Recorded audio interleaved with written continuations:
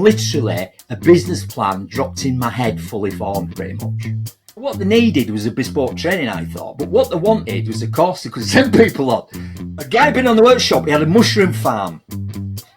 He said, come to my wife's 40th birthday in Harrogate. Your values should guide all your decisions. Make all your decisions in your life and business around your values, and you will be massively fulfilled and successful. If I was to put you in front of a room with 1,000 people, how would you feel about it? This is the Leeds Business Podcast, and I'm your host, Phil Fraser. This week, we speak to Steve Mcdermott, multi-award winning presentation mastery coach. There is so much learning in this episode, you'll definitely need a pen and paper. From presentation skills and limiting self-beliefs, to launching your own business and grasping opportunities.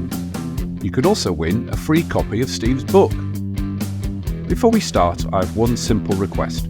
Please hit the follow or subscribe button on the app that you're listening on. That's it. Thank you. Okay, so let's get into what is a really entertaining and educational episode. On today's Leeds Business Podcast, I'm delighted to have Steve Mcdermott as my guest, the presentation mastery coach. Steve, hi, how are you doing? Hey up, Phil. I'm great. Fantastic. Now, Steve and I worked together 25 years ago, something like that? Yeah, something like that. So 25 years ago. So we worked at a brilliant ad agency called Brahm. We actually only crossed over a little bit. Steve had been there 10 years and then jacked it all in to go solo. Yeah. Now, just let's start with that. What does that feel like? Exciting and scary. I mean, everybody who's had a startup will know that, especially when it's just you and the dog. We didn't even have a dog actually at the time. Never had a dog. Scary. And it's people saying you need to do a business plan, all the rest of it. But I remember it like it was yesterday. So a few name checks here. So Dave McIntosh at the time was managing director of Brahm. Baxton Dole, Rand Allen Hanley MacPhail, to give you its full title, right? An amazing coach. You've done some posts on LinkedIn, Phil, about could we capture what the hell they did. I've got some thoughts on that, which may be relevant to starting and running a business. What happened was I'd been creative director of another agency and I'd been headhunted and I got by on the strategy of being totally naive, which I highly recommend as a business strategy initially.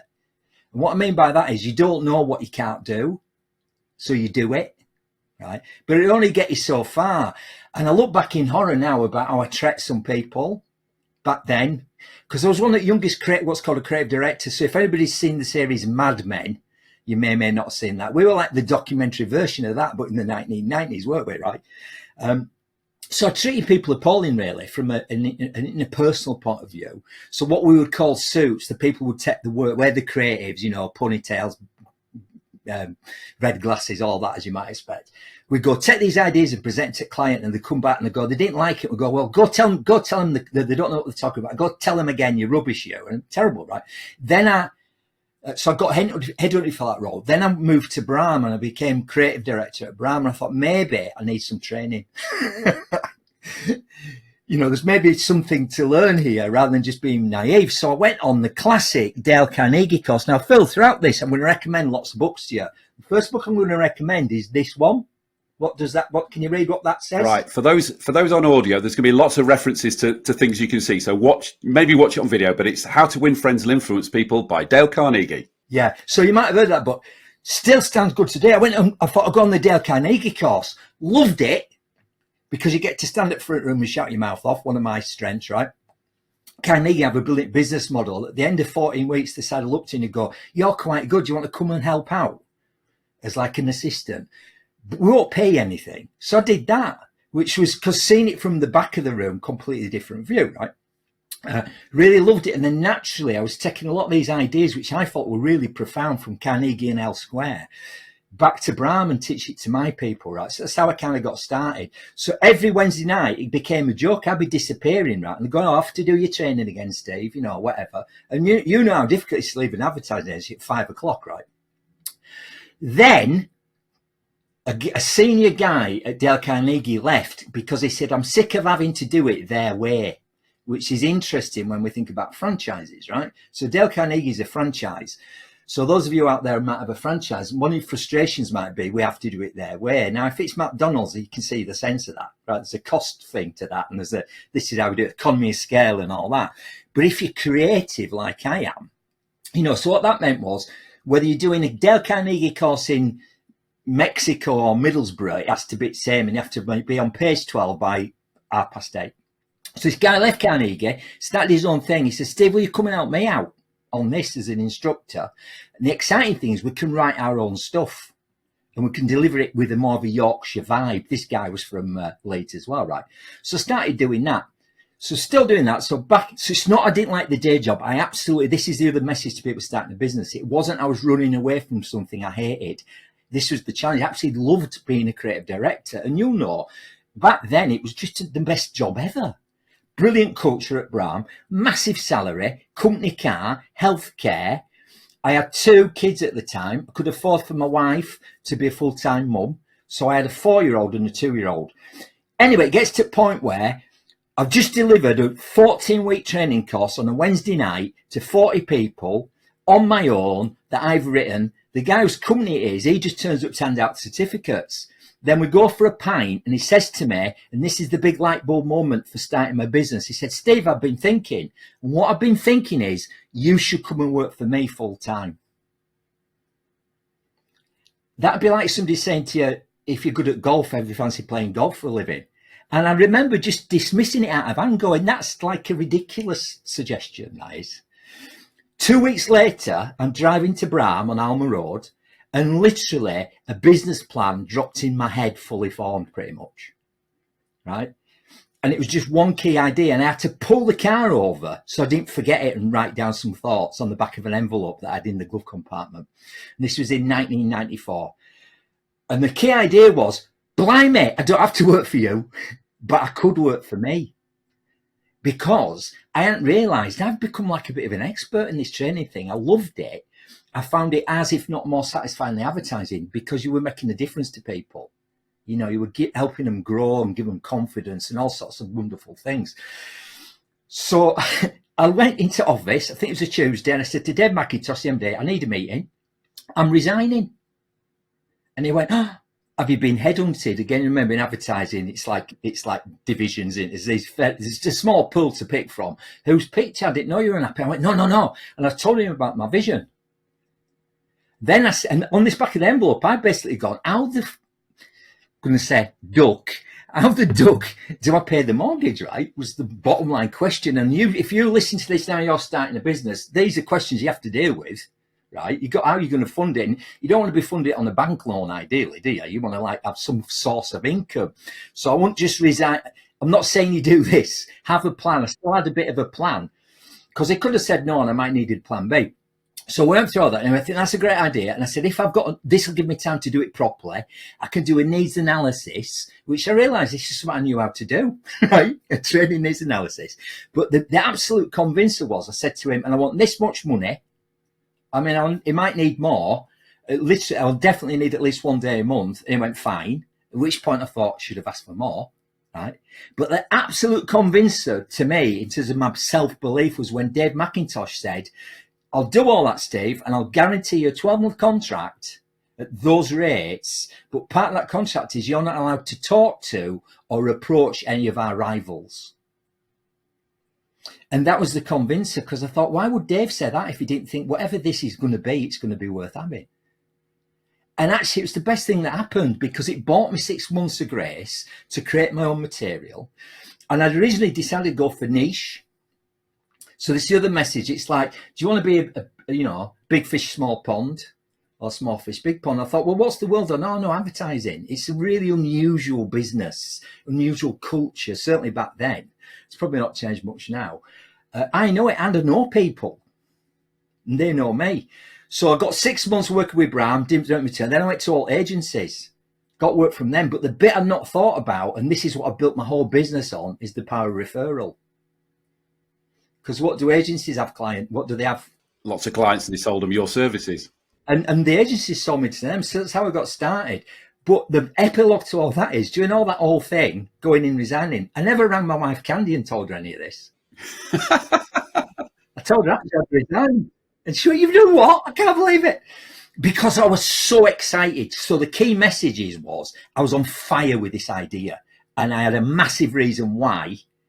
right? It wasn't an away from why. I still loved what I did. It was a towards why. I had no really idea I was going to do it, but I just had to get started. And if I just get some pound notes from somewhere to start that journey, and where I've ended up is not where I set out to go. So in effect, if you look back at it, you had a runway going into it because you learned the business, and you had the safety net of 6 months from your ex-employer. So you had a runway going out as well. So although it was just turning up on a Tuesday and jacking it in, you got a runway at both sides. Yeah, and I think that's the lesson. Don't just go in and resign and go, right, I've got enough passion, I can make this work. That's not going to work either, right? So the original plan was in simple terms, take a presentation skills training course initially to ad agencies, and then they referred you to clients. Okay, so you've done resignation. How did that, talk us through how that developed, say, the first 5, 6, 7 years? Right, so some other books, right? So it wasn't just presentations. So that's where we've ended up. And I'll tell you why we ended up where we ended up. But originally, so I discovered Dale Carnegie and I discovered this thing, what people might call self-development or personal development. And this is a bit like Marmite, splits the room. The people listening to this, certainly from Yorkshire, going, you're not going to bloody motivate me, pal. And all those bloody Americans going, just say yes, rah, rah, and all that, right? And a lot of it was very American, right? Another top book from back then. What's this book called, Phil? That is my go-to business book, 7 Habits of Highly Effective People. I have read it, reread it. I've got the audio. It is the book I refer to everybody to. It is brilliant. Stephen Covey, same here, right? So I was introduced to that. I thought, oh, there's more to the world than Dale Carnegie. I just went on this personal development journey. But being from Keighley actually recently, but being from Yorkshire, I'm only interested in, is it practical? Does it work, right? So a lot of these things seemed almost pseudo-religious. It's like my way or the highway. You've got to do it like this. I'm going, well, no, there's got to be some flex in here. So I just started to cherry pick out of this various resources, 7 Habits, Dale Carnegie, Jim Rohn, Tony Robbins, lots of people you've heard of, what works and how can I put a Yorkshire slant on it, right? Test it on myself, test it on my clients. So it was more than presentations. We were using presentations like a vehicle, but it's about life, really. And being like the best version of yourself and all that. So what happened was, so there I am doing this nice things, loads of agency clients in Leeds, Manchester, London, loads of referrals to their clients, didn't have to do any selling. And people kept saying to me, and this is another business message, right? People kept saying to me, is all this training bespoke then, Steve, tailor-made? I'm going, yeah, that's what gives it its value. We come in and do a needs analysis, we talk to people, we find out what their outcomes are, we do it over a long period of time. I mean, on one video of the podcast with Jamie Peake, he was talking about how do you make something stick, and his process is you need to come back and be accountable, and I think he's right. So I was reluctant, to do anything other than that. But time and time again, these clients would go, or potential clients, don't you have a course that we can send people on? And I go, no, we don't. So there's wants and needs, isn't there, right? So what they needed was a bespoke training, I thought. But what they wanted was a course they could send people on. So I had it enough time to go, we need to have a course. And then what I decided was, again, didn't do a load of marketing or anything. I just went, what really makes me feel passionate, what's made the biggest difference in my life. I'll do and I don't want to be in a hotel, was the first decision I made. And I want it to be fun for me. I want it to be fun for the delegates. And what if we could come up with something that's radically different but really enforces the message? And I'll put together 7 hours of the best stuff I've learned in the last 2 years. So this is 2 years in, so 1996, right? So I was brainstorming with a good friend of mine. He was a monkey hanger, that's offensive probably, from Hartlepool, Tom Marine, right? He might get a mention later. And he went, why don't you do it on a bus like Summer Holiday? That's one for youngsters listening, where Cliff Richards converts a London double-decker bus and goes to Greece. Do you remember that film? I do. Phil, right? One of our clients was Wallace Arnold back in the day. So I ring up the chief exec of Wallace Arnold and go, you don't have to have, it's a funny question this, you have like a bus that ideally has already been converted into like a mobile seminar room on wheels, or what would it cost to convert one? And he says, funny you should say that, we've got exactly the right thing. It was a double-decker bus with the side opened up, tables and chairs, and you could literally, like, magical mystery tour. Come on this workshop, we don't know where we're going. But when I thought about it, I thought, hang on, no, we want to do this at least 10 times a year. And like, it's January, it's snowing. How's that going to work? So we thought a bit lateral. We thought forms of transport, because we wanted to talk about vision and values, right? And I thought, what could be a metaphor for that? Kirkstall flyboat. So here in Leeds, if you go, it's still there. It still takes people out for birthday parties and 21st and wedding celebrations, right? A canal boat, that could work. So go down, met the guy at the time, a guy called John Spencer. I went, does this boat go out during the day? And he went, not really. Do the old scoop thing. So how would you be interested in a deal where we took it out once a month and did a workshop on it? And he went, yeah. So we did a deal with him. So January 1995, I'm going to say, actually, we did the first workshop on the boat. And we literally just got people like yourself, just people we knew, Phil Eskither, you know, lots of people in the agency world, bring somebody else, like nominal price. It's snowing. It's freezing cold. We're on the canal boat, right? But what kicked in was like the Dunkirk spirit. I'm deliver 7 hours of what I think is my best stuff. There was some time management stuff. There was some like performance indicator stuff. There's all sorts of stuff, bit on communication, right? At the end of it, Phil Eskith says to me, what happens next then? I'd put all my energy, and this is a great business lesson again in it. You put all your energy into a particular product or service, and you talked about a runway in, a runway out. Same with product and service. I'd given no thought to like a part two. just not even on me. I was just desperate to do a good job, you know, and I was more worried about the canal button also. And I went, what do you mean? He said, you've just done 10 minutes ago, Steve. You did a whole 10 minutes on goal setting. He went, don't worry about the how. Don't get lost in the how. You just need a massive reason why. Big business message, right? And you need a when, a deadline. And then sometimes the how will come left of field, right? I went fair dues, hoisted by your own petard and all that. So I said, just get your diaries then. We'll do a part two. So this is January. So it'll be in December. It'll be Friday, December, the whatever. Put that in your diaries. So we had a date. Then I forgot about it for a bit, right? And I'm thinking, part two, well, we've got like 30 people on every workshop. It's going to be like 200 people in it. So I need a big venue in central Leeds that's a bit special. January, February, about March, the guy who owns the boat, the Kirkstall Flyboat, rings me up and says, Steve, a bit of a problem for this month's workshop. So what's that? He said, your boat, the boat's been requisitioned by British Waterways and the police. I went, why are you in trouble? No, I said, they want it for the Queen. And I'm like, you mean like the Queen? He went, yeah. I went, why? He said, because she's coming to Leeds to open the Royal Armouries. And for, you know, I think there's been some issues with terrorism and stuff at the time. So they're thinking they're going to take her from one side of the canal over to the Royal Armouries on our boat. So I don't know if you'll have the boat. And I went, okay, great PR opportunity though. So I've got a bit of PR out of it. We can't do our workshop on changing how you think because Queen's going to be on board. She should come on workshop and all that. But then I thought Royal Armouries, that could be our new venue. So just as the Royal Armouries are open, so I ring up Royal Armouries. Do you have like a thing for like maybe 200 people? Purpose-built theatre. I don't know if you've ever been to it, Phil. I've had a lot of events there. Bury Theatre. How much is it? Gulp. Is it free on this date? Yes. I'll book it. So we had a venue. We had a date. What we didn't have was any content.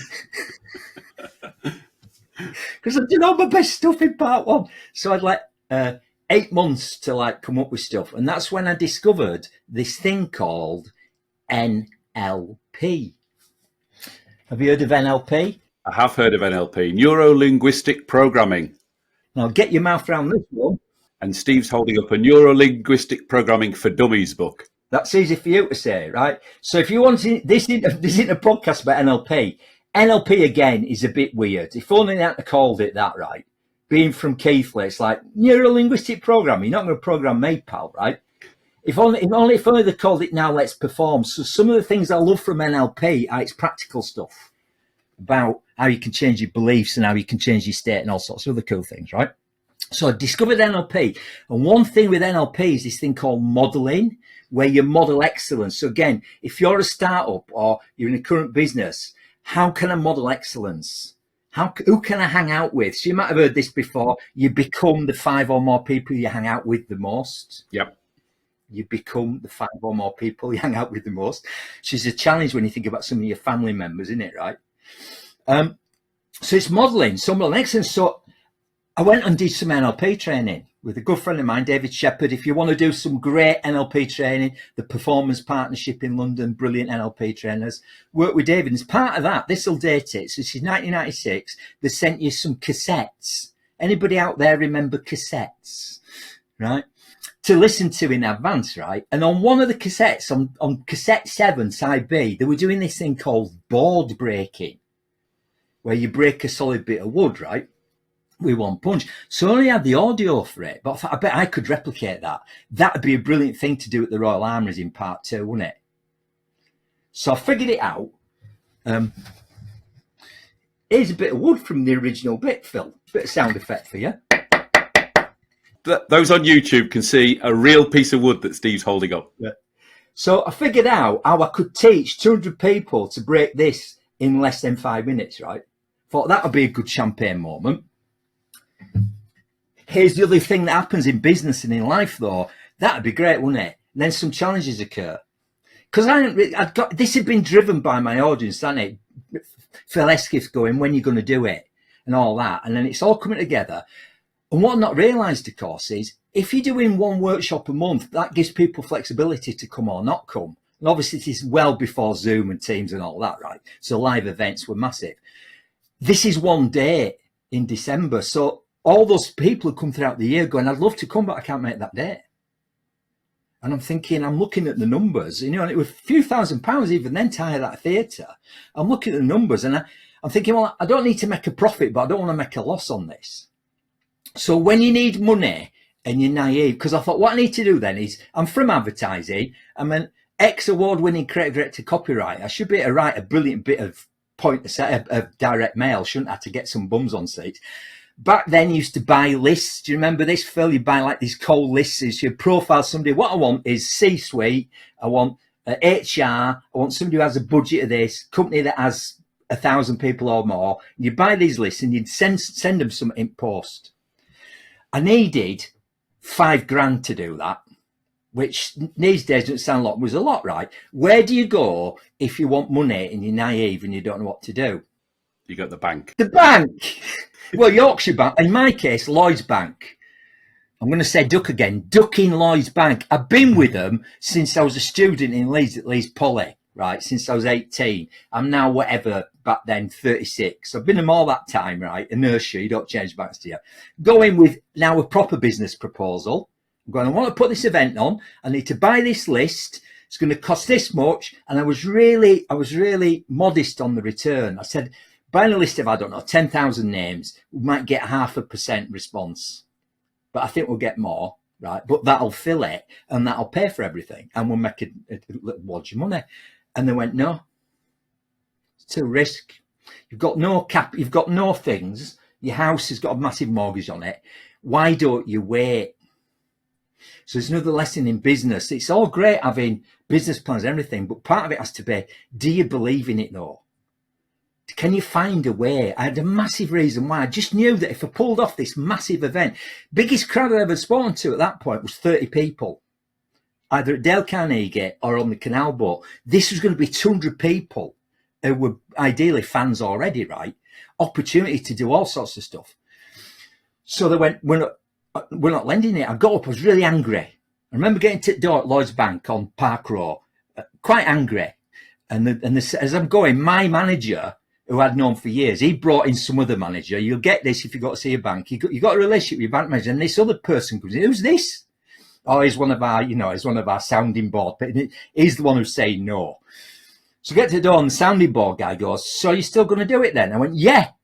He went, best of luck with that. So I thought, right, how much do you believe in this, Steve, right? And where are you going to find this money from? Because it's not the bank. And I literally had no resources. And this is before I even knew the term business angels and people like yourself.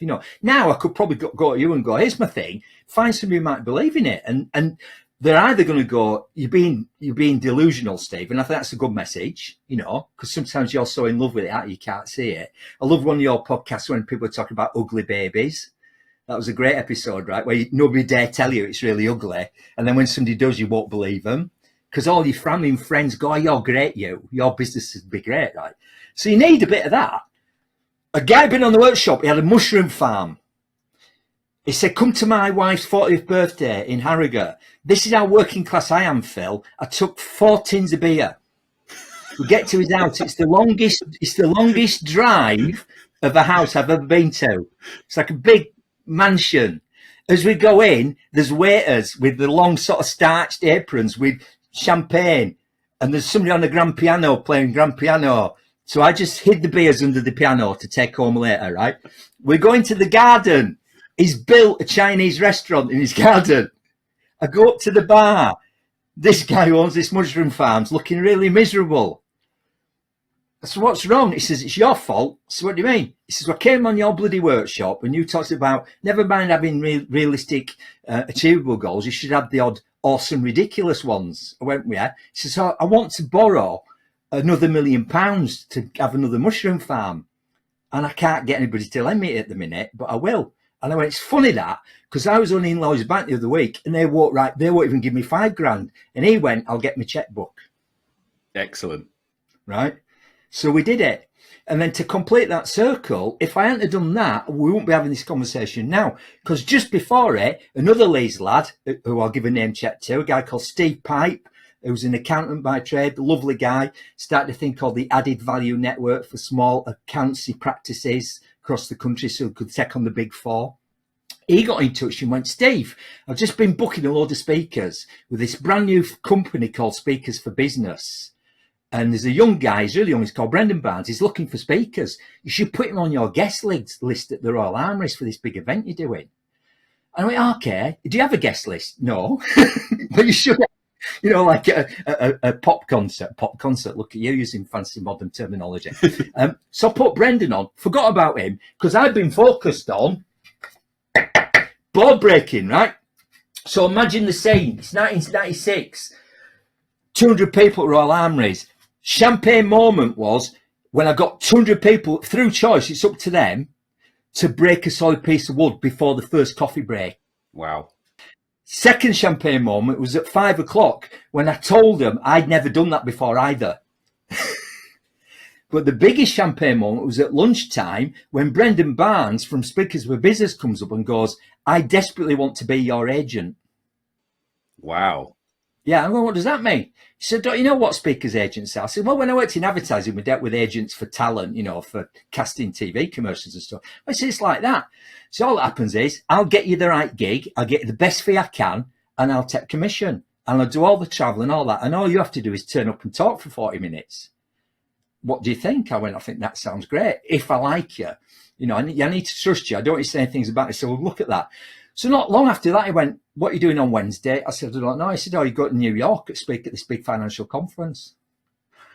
Here's the thing. When you get on the Kirkstall flyboat, if everybody's been down there, people listen to this, a lot of people would do. It's a really great area down there now, by the way, isn't it, right? You come out of Granary Wharf, and as you go down towards Thwaites Mills, the canal opens up and goes 2 ways. But you only get that view if you start sailing. So I had this original vision of this niche training company, and I loved doing that. Then I thought, hang on, this is a different route. And so what happened over the years was, so Brendan, brilliant. This is in the sort of 90s, early 2000s. Brendan, fantastic agent, just got gigs all around the world. And that started to feed into what had now become just doing presentation work and communications work. So I dropped all the other stuff.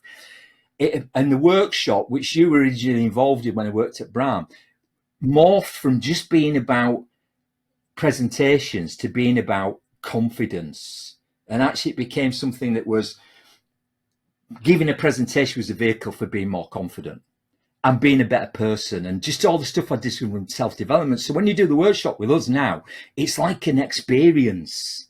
And people go away going, I thought this was going to be about presentation skills. It's not, is it? And I go, no. But I'm also great at giving presentations now. But it's right. So what was lovely was, speaking career, and that fed into each other lovely. Because either I'd be on stage, and typically at a big event, I'd be the only external speaker. Often there'd be other speakers, but often it'd just be me. And all the people from the client are bricking it like they do. You've been at these events. You won't be like this. But most people backstage are like this, months before, brick it. And they'd often come up to me and go, this is what you do for a living, isn't it, Steve? I went, yeah, I love it. Have you got any tips? And I go, yeah, come on our workshop. If I liked them. There were times, though, there'd be some engagements where I thought I really like this company, don't like the culture. I wouldn't want to spend 2 days in a room with them, so I wouldn't mention it. Right. So my other big message to people is, and it took me a while to learn this in the first year of business, was it's so important what you say no to. That's more important than what you say yes to. That is hindsight's marvelous. If I'd known this back then, it'd been great. If hindsight had advanced right. And what I realised, it took me a year to realise this, was stop saying yes to stuff that you don't enjoy doing. You worked for a big company before, Bram. You worked in the corporate sector. Why are you doing this? What is your core value, Steve? And it's fun and having a good time and making a difference. So why would I do it if it's not fun?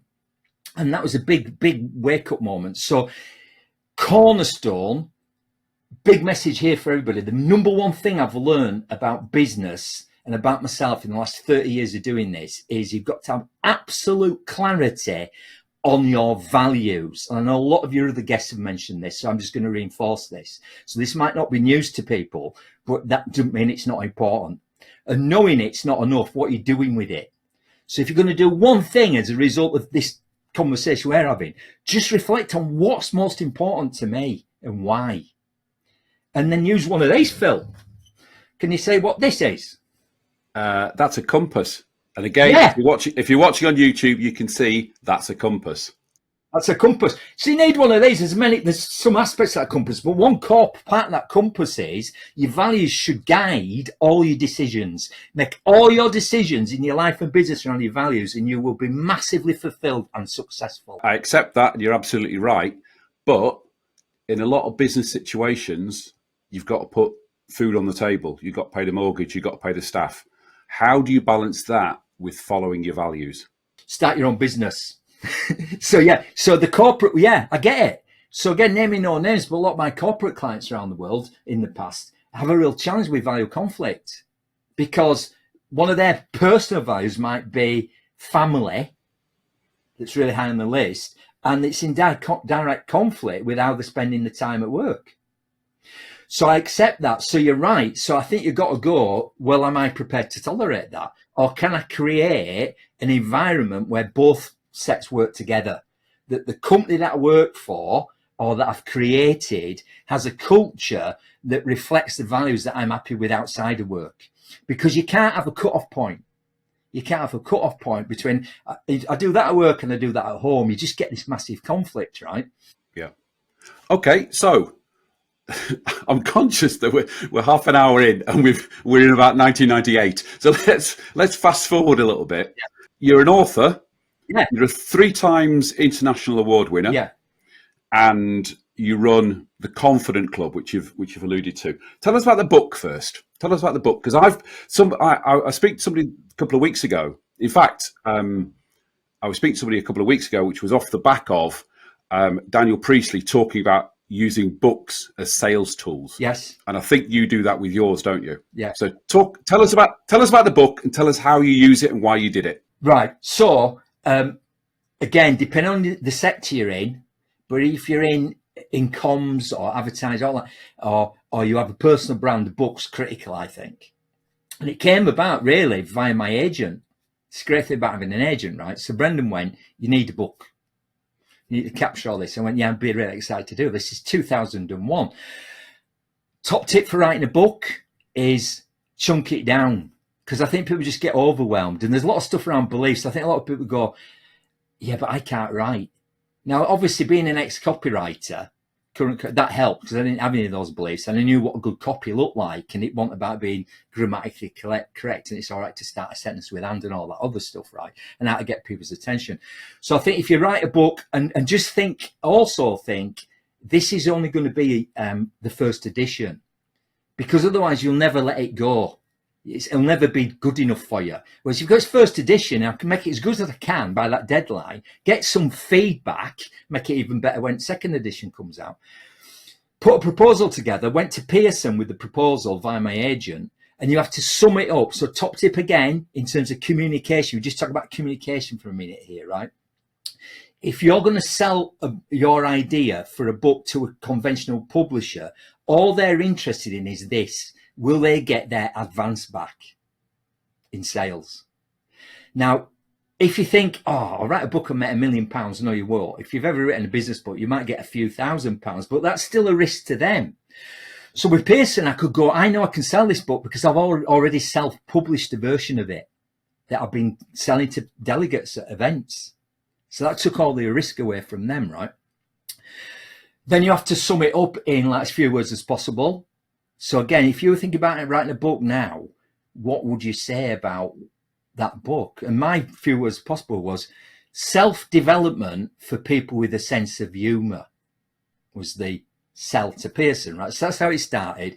So first edition came out in 2001. This is the second edition. Oh, and the title is, go on, you read the title. It's How to Be a Complete and Utter Failure in Life, Work and Everything, right? And this edition, it was 44.5 steps to lasting underachievement. So I guarantee, Phil, that if people were to read this book, your listeners were to read this book, it will propel them into the slow lane of total inadequacy. As I said, it's actually a book for people who want to discover some killer self-development ideas and tips and strategies, but have a sense of humor. So it's all reverse psychology. So if you say, don't think of a blue elephant, if you say to a small child, don't drop the milk. So every tip in this book, every step starts with the word don't. And I basically put into the book all the things that I discovered in years and years of doing this that worked for me and worked for the companies that I was running, right? So that came out, did really well, got translated into like about 15 different languages. One of my favorite, I think this is the translation in Korean. This one's called Look Who's the Loser Here. Is that the Korean version? Yeah, that's the Korean version, right? So I don't know if it translates. So go back to 6 years ago, lockdown, right? Just before lockdown, I had 3 like big goals. You supported me in one of them. I was going to do a one-man show at the Edinburgh Fringe in August 2020. I was going to run the London Marathon in 2020. And the 3rd edition of my book was meant to be coming out. Now, here's an interesting thing about this gut feel and then listening to your audience. If you go right back to those clients who went, do you go, of course we can go on. This is what we want rather than what they need. Pearson got in touch in 2019 and said, we want to do a 3rd edition of the book. And I thought about time, because I've got loads of stuff I want to add since it first came out. The 2nd edition came out those years ago, right? So we just want to tweak the title, though. We'll send you a mock-up of the cover. I've got to say, when I opened the PDF of the mock-up, I was horrified. I thought, that's coming from my publishers. Imagine if I'd suggested that when I did the 1st edition in 2001. Then I thought, is it relevant how I feel? And I think this is a really good question. When we worked in advertising, you'll remember this. We got this a lot, Phil. We'd be dealing with a client and they go, why aren't we advertising in the Sunday Telegraph? And you go, well, because your target market don't read Sunday Telegraph. Yeah, but I do, right? It's a bit like that. So I thought I need to do some in-depth audience research. So I did. I just asked 3 people, my grown-up children, all 3 of which had never read the book so far, and said, if the book was called this new title, would you read it? And they're like 30 years old downwards. And they all went, yes. And in fact, they all have read it as a result of just changing the title. So the current edition is now called this. Go on, you read that. I'm going to use a slightly different word, but people can use their imagination. How to be a complete and utter duck up, right? But what rhymes with duck? 47.5 steps to lasting underachievement, right? So the book has been brilliant in all sorts of ways that I didn't envisage. It's great for your brand. It's people just are impressed that you've written a book still for whatever reason. It's kind of old school now because we've got all TikTok and all that. And I think books still have a really great place, right? And when your book is with a good publisher and in its place next to, going into W.H. Smith's and it's next to, because by the way, it's meant to be launched in 2020 in all W.H. Smith travel outlets. train stations and airports, which were all closed, weren't they? So thank the Lord, Pearson put the publishing back to a later date. And it was on the bookshelf next to Barack Obama's book, and Billy Connolly's book. So it's great being in that company and people see that. And those are great environments because it's an impulse purchase. The amount of people approach it. But what I've not really thought about is the amount of people who've got in touch and when that book made a massive difference to me, to my life, to my business. Because I'm going, you can read it in two ways. You can leave it in toilet and go, that's quite good. But actually, there are some quite deep, profound stuff in it that have been life-changing for people that I didn't know till they got in touch. And that's the other wonderful thing about in a book. It's great for your brand, but to know that you've made a difference to somebody and they've come to you and gone. So in fact, when I did that third edition, I went out to get some testimonials. There's quite a few testimonials, which is important. You know about Robert Cialdini, social proof and all that, right? Having some good testimonials. And I actually went to somebody I was on LinkedIn with who's an absolute hero of mine, but I've never spoken to, who's been on your podcast to get a testimonial for that book, which is the marvelous Jamie Peacock, right? Who happily read it and went, yeah, I love this. I'll give you a testimonial for that, Steve, right? So yes, books have a place still, I think. And they help you think about your thinking. Okay. Right. So a couple of things. Number one, there'll be links to all the books you've referenced so far. There'll be a link to Jamie Peacock's podcast. There'll be a link to how they can buy that book. And I'm going to put you on the spot here, Steve. Anybody who writes a review on Apple Podcasts app, the Apple Podcast app, for this episode can go into a free prize draw to win a free copy of your book. How about that? I'm happy about. I'm from Yorkshire. It pains me to do this, to give some away from free, but because it's Yorkshire, yeah, why not? Of course. And that feeds in really nicely to the Leeds Business Podcast Fair Deal. The Leeds Business Podcast Fair Deal has two parts to it. My side of the deal is I bring you every week inspirational, motivational, and fascinating business leaders, business owners like Steve, totally for free. Your side of the deal, listener and viewer, is two parts. Part number one, recommend this podcast to one other person you think would get benefit from it. And part number two, write us a review, either on the Apple Podcast app or at podchaser.com. And especially this week, if you do that, you get entered into a free prize draw to get a free copy of Steve's book. How about that? How about that for a Leeds Business Podcast Fair Deal special offer? Brilliant. And I'll sign it. Put anything in the front we want to do. So it can be to them or it can be somebody else. Don't care. I'll sign it, right? So you tell me what message you want in there. There you go. You get a signed copy. Do all that, people. I love the podcast. And, I don't say things that I think it's great because it's Yorkshire, right? And it's Leeds. The one we've mentioned a couple. The ones that I particularly enjoyed that I've listened to was the one you did with Rachel Wolford, was it, from The Apprentice? Yep. Well, that was really insightful. But the one that I think everybody should watch because it's just really moving. I think it ties in with something I want to say at the end in terms of you've got to get people to feel things when you communicate with them, was the one with Jacob Hill from Offploy. Yep, definitely. Which if you've not seen that, check it out because that's just a remarkable story of how you can even, in the most challenging times when a business goes tits up, some miraculous, amazing things can come from it. Thank you for that, Steve. And there'll be links to both Rachel and Jacob's episodes in the show notes. So let's fast forward to what you're doing now. You run something called the Confident Club, which isn't presentation skills. Just talk us through the Confident Club. Yeah, so it's 30 years in its genesis. You were involved in some early stages, right? So again, if you don't know, in advertising, the only way you get work is to pitch. So that's presenting, and you're up against, two other rivals. So there's a lot of learning there. So I had all that as a foundation.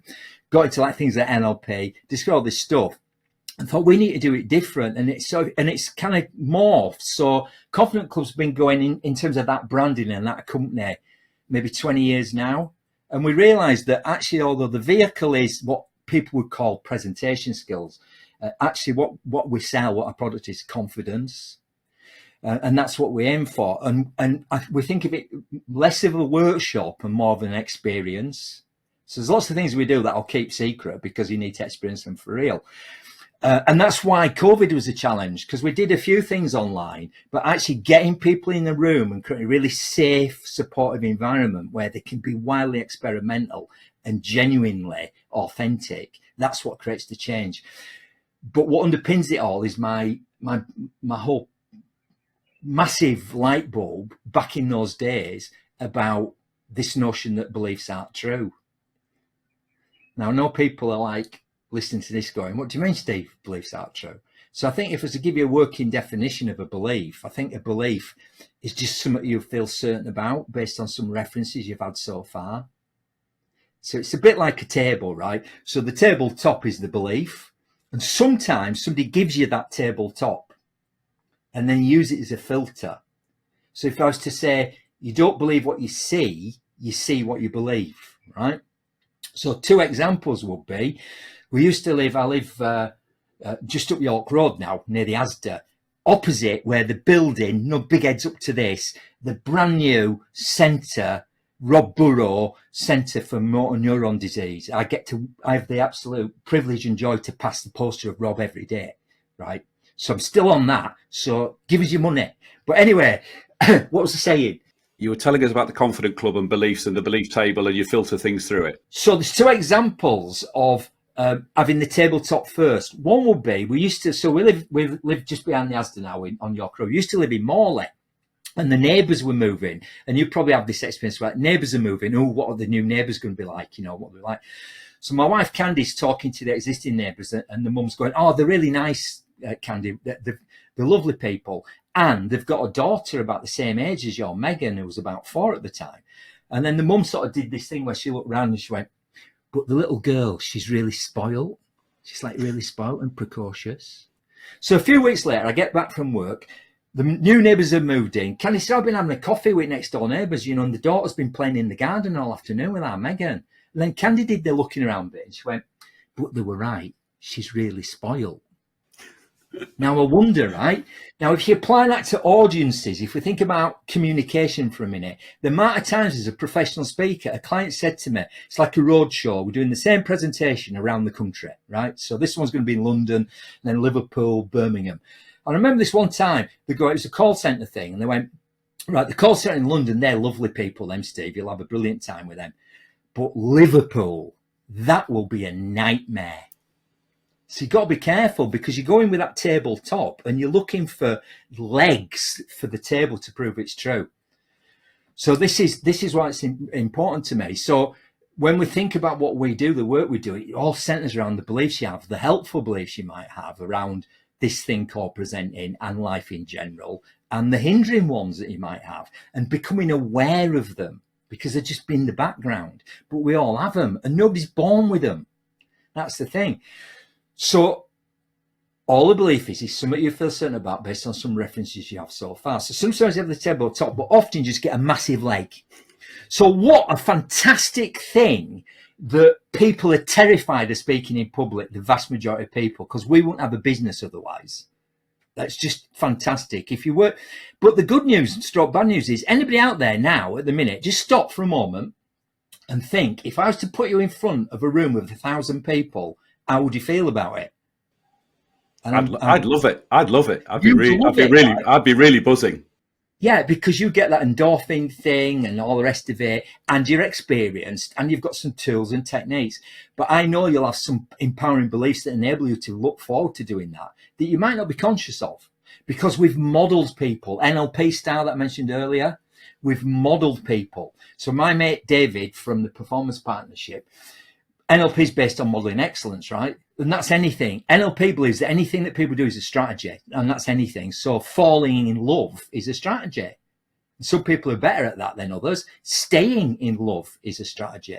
Being good at spelling is a strategy.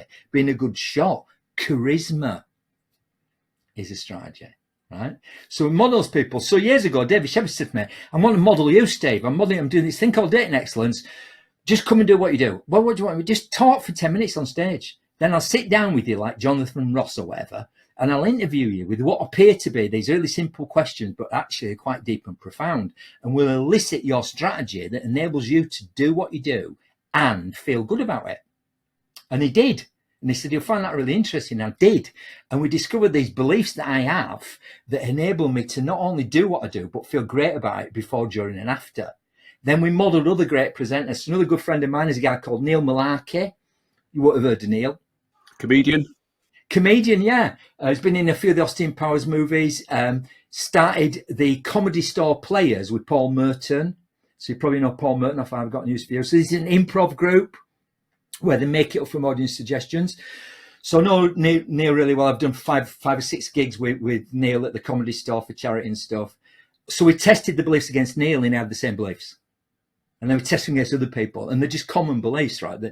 So people build these tables. But most people don't have those beliefs. What most people have, those people who are scared of speaking in public, say, is they have a massive leg on the table. Not everybody, but a lot of people can remember when they had that reference to create that belief. And it's at school.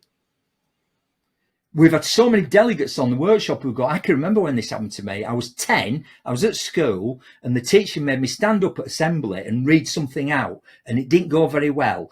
And in like a powerful voice in my head, I went, if it's all to do with me, I'm not doing that again in a hurry. And they never did. So people build these tables, don't they? They build these tables and they never question what tables they have. And they never destroy them. So what we do on the workshop at a really fundamental level, we destroy their tables. Imagine it was a glass top table and you just take those legs away. What happens to the glass top? It falls down and smashes. So people have this, and this is why it's 2 days, because day one's like just in the foothills going up to the mountain, and day two, it's like everything changes in this really safe environment. And people go away so empowered because they've got a different set of beliefs. Not only that, they've got beliefs they can pass on to the kids. So there's many different beliefs we can talk about, and I'm going to give you a top tip at the end about just one way you can think about your beliefs in terms of how you feel. So just think about beliefs. They act in all sorts of ways. So beliefs control how you feel. Beliefs also control how you behave, right? And the results you get. Yeah. Whatever belief you built, and you've built it, didn't come out the womb with it, you can change it to something more empowering. And you don't have to, it doesn't have to be true. You just have to act like it's true, see how it makes you behave, see how it makes you feel, see what results you get. And if you get better results, keep it. And that is the most profound thing I've learned in 30 years of doing this. Because I got to 34 before I realized you could think about your beliefs and change them. I thought they were fixed. You know, it's kind of like, it's a bit like growth mindset and fixed mindset. Yep. I was going to say, Slinky Link, you fed us straight into what's going to be your how-to. Tell us what your how-to is going to be and tell us how to do it. Okay, so the how-to is you need to become aware of what makes you feel a certain way and what is the belief that drives it. So, real practical one. My wife, Candy, her best friend, Fiona, who lives in Otley, they WhatsApp each other. We have a family WhatsApp. I think this is the normal form of communication for most of us now, and it WhatsApp. I didn't know this, and I didn't want to know it. I'm never going to use this function. You know when you can check if somebody's read your WhatsApp message? Do you know about this feature, Phil? Yep. Yeah, I didn't know about that. I don't want to know. Candy does. So Candy will send a WhatsApp message to Fiona and then check, 5 minutes later, well, she's read it, but she's not responded. And then she'll check like half an hour later. Well, she's read it half an hour. 3 hours later, why? And she gets really wound up. So that's one example. So here's the question which you can write down and make a note of, and it's this. What do you believe that causes you to feel that way? What do you believe that causes you to feel that way? It's a really obvious but profound question. So in Candy's case, she's obviously got some rule, hasn't she, that if you don't respond to my WhatsApp message within whatever it is, 30 seconds. Yeah, I'm going to feel upset. And what I've said to Candy is, here's the thing, is Fiona ever going to change? No. Fiona's not going to change her behaviour, is she? So the only person who can change it is you. So what more helpful belief could you have so that you don't have to continue to feel this way, right? Why are people scared of speaking in public? Most people don't know, they just are. But if they can articulate the go, what do they believe? Because people will judge me. That's one of the costs to it. What is it you believe that causes you to feel this way? Because I'm being judged. What if you had a different belief? 99.9% of the audience will love you and want you to succeed. Just choose, right? So if you're getting anxious before anything, before you're going for that job interview, or you're going to give that presentation, or going for that driving exam or on that first date, just go, what is it I'm currently believing about myself or about this situation that's making me feel like this? And what can I change it to? Because I can change it to anything, just like Father Christmas, right? It doesn't have to be true. And there's loads of different empowering beliefs you can use, but that's my favorite simple technique that you can use today. Next time you're stressed, right? Just check, what do I believe? Why do I believe it? What would be more useful to believe? And how would that make me feel? And how would it make me behave? And would I get a better result? And if I do, great. Got to tell you though, Candy doesn't do any of that. Because it's all great advice, but if you don't use it, it's useless. Because I think the vast majority of people, what I know from 30 years of helping people, the number one thing when you're helping people grow and give presentations is getting them to get themselves into what I would call the right state to perform. So peak performance. So one of our coaches at the Confident Club is a wonderful friend of mine and colleague and coach called Leon Taylor, who's an Olympic silver medalist. So we've got the Olympics coming up. If you watch the diving with Tom Daley, Leon Taylor is a personal mentor to Tom Daley because Leon won a silver medal in the Athens Games. And he also commentates on the diving. So the guy going, yes, yes, yes, if Tom Daley wins the gold again, will be Leon Taylor. Leon Taylor's whole thing is about state, and he's right. Peak performance is about state. Whatever arena you're in, if you're going for that massive investment for your business, you better be in the right state.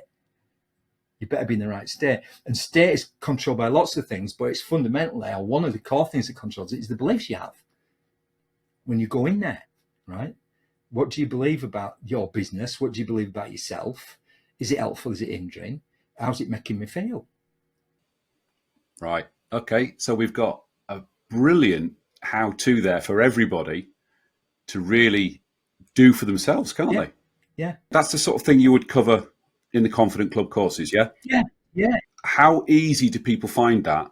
And how many people, I'm sure you'll say everybody, how many people really do make that change? Well, it's all about feedback, right? So it's 2 days, but for me, the joy is when we get people 15 years later coming back and go, I've moved companies, and can you come and do it here? Because I still use it, right? So we know it lasts. I can't generalize and go, it works for everybody, but I would say the vast majority of people have a shift, even if it's just in how they communicate, just at that level, that they ditch the PowerPoint, they ditch the notes and all that. So another table that everybody has is that they have a lousy memory. I don't know, because I ask them and everybody can't wait to tell you I have a lousy memory. And we prove to them in 5 minutes that's not true. So they can't use that excuse anymore. I was going to say bar of soap, green paint, 6-inch drill. There you go. Yeah, that's just one example, right? People's names, the amount of people you say to people. So let's complete the circle here and go right back to Dale Carnegie, right? Old book, one of the key principles is the most powerful sound in the English language is somebody's name. It's somebody's name, right? So when people come to the workshop, we say to them, who believes they've got perfect recall? Nobody puts their hands up. Who believes, because remember the key word is belief, who believes they've got above average memory? A few people might. Who believes they've got an average memory? A few more. But out of the eight delegates, we only ever take 8 because we want to be really in the room with them. Maybe 1 or 2 always go, I've got worse memory. I'll have a fight to prove I've got the worst memory, right? And we go, you know why that is? Because how good are you at remembering names? Most people go, I'm terrible at remembering names. And I always go, you know why that is? Because you can't be asked. That's why. And you don't have a big enough reason why, and you don't have a way of doing it. Final book then, because I know you're all thinking, how do we do it, Steve? Now, we'll teach you how to do it and more. But what Tony Dunzio was given by me is this book. And for those who aren't watching, how to develop a brilliant memory week by week, 50 proven ways to enhance your memory. Dominic O'Brien, right? And there will be a link to it in the show notes. Could be really long show notes. Value, right? There's loads of tools and techniques in there. It's simple ways that memory champions use to remember people's names, but you got to care. You got to care because somebody's name is the most powerful sound you can ever use to them, right? Especially if you meet them for the first time. Yeah. Thank you, Steve. Thank you, Phil. Okay, before we finish,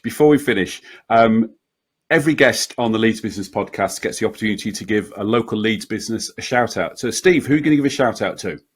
Well, I think it's called nepotism, isn't it? I think it is. So my son Finlay Mcdermott, during lockdown, he's always worked in retail, started his own business on his own called True Grit Vintage.